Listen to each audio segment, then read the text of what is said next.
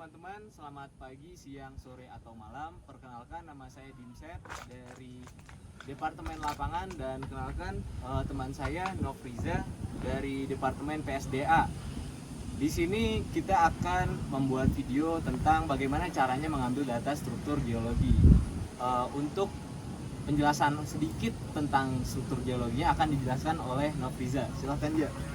Oke, thank you Dimas. Jadi untuk mengukur struktur geologi itu kita harus tahu dulu ada dua ya. Ada struktur bidang dan struktur garis. Umumnya struktur bidang itu biasanya yang terdapat di singkapan itu ada bidang sesar, ada kekar gerus atau shear fracture, dan juga ada kekar tarik atau yang disebut dengan gas fracture.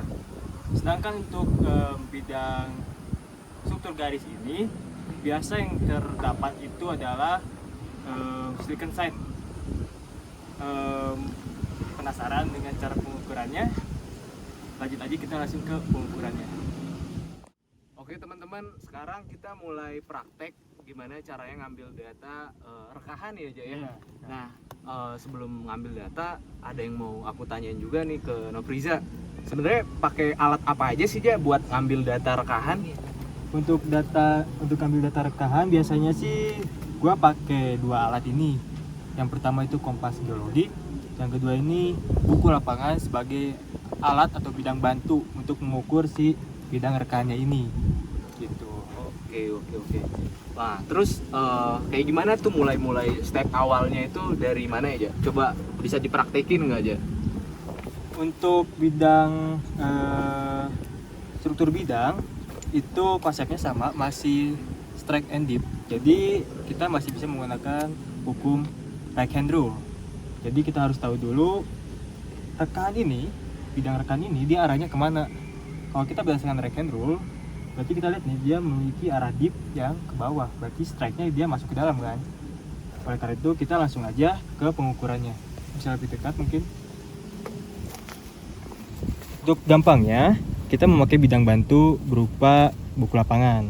Kita simpan bukunya di bidang rekahannya seperti ini. Ini yang kita ukur ini berupa shear fracture ya. Bisa tolong bantu buka? Boleh.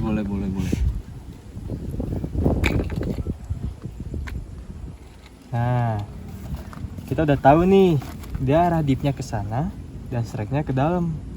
Kita tinggal ukur aja. Lebih dekat lagi mungkin. Nah, seperti pengukuran lapisan biasa, kita ketika menempelkan kompasnya ini harus pas banget bull's eye-nya itu berada di tengah. Nah, seperti ini kita kunci. Misal ini didapat arahnya 220 northeast ya, north 220 east. Setelah itu kita langsung saja cari dipnya. Seperti biasa kita ngedip lapisan sini. Ini harus tegak lurus dengan dari arah strike ya. Terus kita atur klinometernya sampai gelembungnya itu berada di tengah.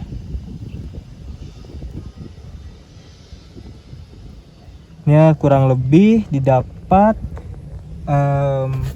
dip dari bidang reka ini sekitar 60 derajat. Seperti itu. Jadi untuk pengukuran struktur bidang itu hampir sama dengan pengukuran lapisan seperti biasanya Dimas. Oh, oke. Berarti yang pertama misalnya kita ketemu fracture, yang pertama kita lihat itu bidang mana yang mau kita tentukan ukurnya dulu. Betul. Baru kita pakai right hand rule.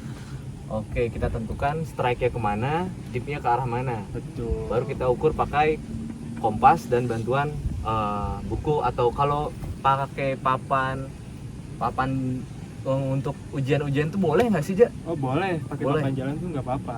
Oke. Yang penting tuh sebenarnya biar bantu aja ini agar gampang kalian ngukurnya. Gitu. Oh, sama satu lagi harus tegak lurus ya, Iya, tegak lurus. strike dipnya. Betul, strike dipnya harus tegak lurus. Oke. Dan jangan lupa ini pertama kita tahu kalau kita mengukur shear fracture, berarti kita harus mengukur pasangannya juga karena shear fracture itu harus berpasangan. Oke. Gitu.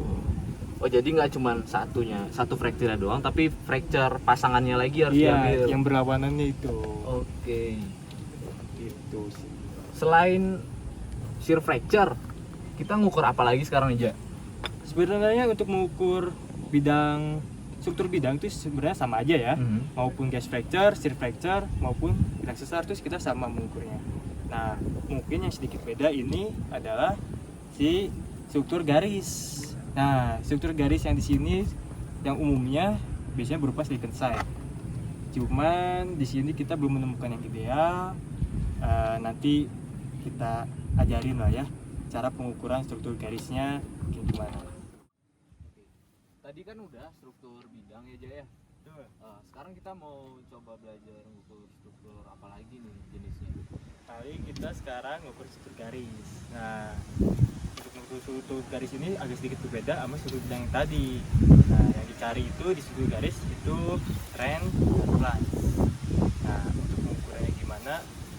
Langsung aja yuk kita lihat. Dekat. Oke, sebenarnya di sini tidak ada struktur garis ya, cuman kita anggap saja bahwa di sini ada struktur garis. Ini kita anggap ini sebagai struktur garis ya, silicon side. Nah, cara pengukuran gimana? Kita menggunakan bidang bantu nih, alat bantu berupa buku lapangan. Nih, kita tempelin di sini, pas banget dengan garisnya. Nah, untuk pengukuran trennya gimana? Kita lihat aja nih, arah garisnya itu dia arah sebenarnya kemana gitu kan? Dia relatif ke sana dan miringnya ke sini kan. Jadi untuk pengukuran trennya kita cukup gini aja, diperbesar coba. Nah, untuk pengukuran trennya kita sama, kita menggunakan patokan dari gelembung yang ada di bull's eyes ini. Nanti kita ketengahkan dan kita kunci seperti ini. Ini untuk trennya ya. Diklik aja, didapat ini di sekitar north 200 derajat east. Itu kita dapat trennya. Nah, untuk dapat plunge-nya gimana? Kita gini caranya. Bagian kompas ditempel sini. Gini. Sama untuk mencari besar sudutnya, kita menggunakan klino. Seperti ini. Sama gelembung klinonya itu harus berada di tengah.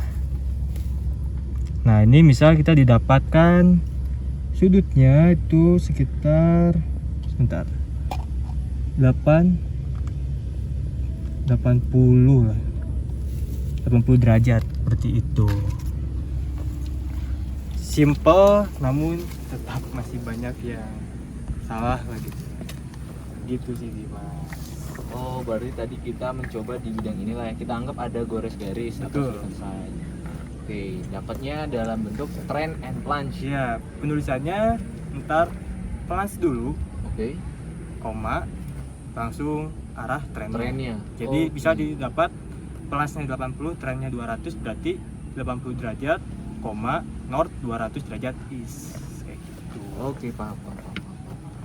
Oke. Oh, berarti kalau sekarang tuh aku udah tahu nih, jelas berbeda kalau misalkan cara mengukur struktur bidang kayak gimana, terus penulisannya gimana, prinsipnya gimana, dan cara mengukur struktur garis gimana, sampai ke prinsipnya juga, penulisannya juga. Betul. Oke. Mantap kan? Seru kan struktur? Jadi ya, Gimana?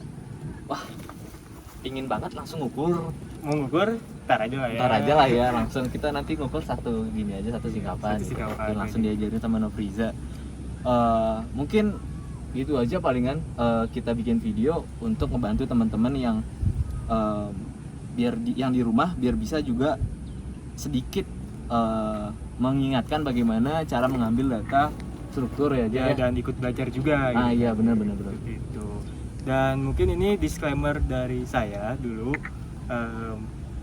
Cara ini mungkin agak salah atau kurang tepat, karena ya mohon dimaklumi karena saya dan Dimas pun masih dalam proses pembelajaran. Oleh karena itu, mohon validasi lagi dengan cara mencari referensi lain maupun dengan menanyakan ke kating-kating yang berpengalaman. Gitu, Mas. Oke, Ija, makasih banyak ini udah mau ngajarin bagaimana cara ngambil struktur juga. Terus mau ngejelasin juga tadi ya.